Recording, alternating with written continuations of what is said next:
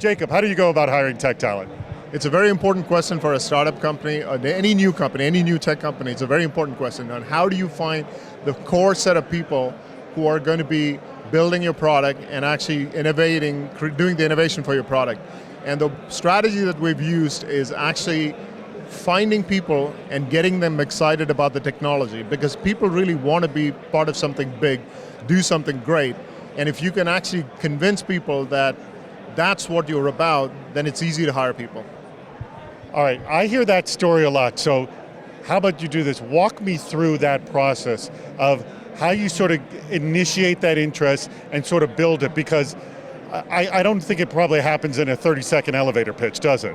It does not. It is probably a multi-hour process, and I think in many cases companies are unwilling to share the larger strategy of where they're going.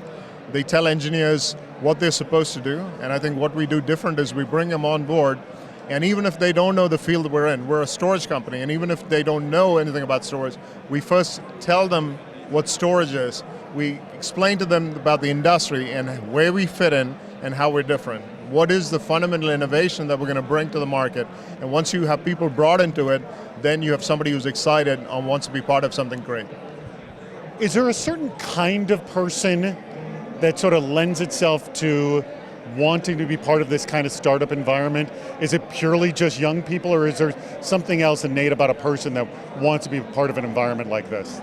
It's a very good question. I think a lot of people who join startup companies are people who are looking to make a difference. And I think that is very important, because in larger companies, you could be a cog in the wheel, and I'm not saying that every person in a large company is a cog in a wheel, but you never have a cog in a wheel in a startup company. Every individual in a startup company is important to the success of the company, and we have to make sure that every person we hire is going to feel that way. And I think that's what is different about somebody who joins a startup company. You have to own being part of the company. You have to feel like you're going to make a difference.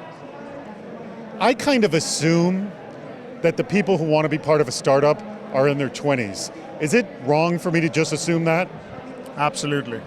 I think you can find people who want to join a startup company who are in their 20s, who are in their 30s, and their 40s, and their 50s. And I think what sets people apart who join startup companies is they want to make a change. They are people who want to see cause and effect. You do something, you immediately see the effect of what you did. And it's very hard to get that if you're in a large company.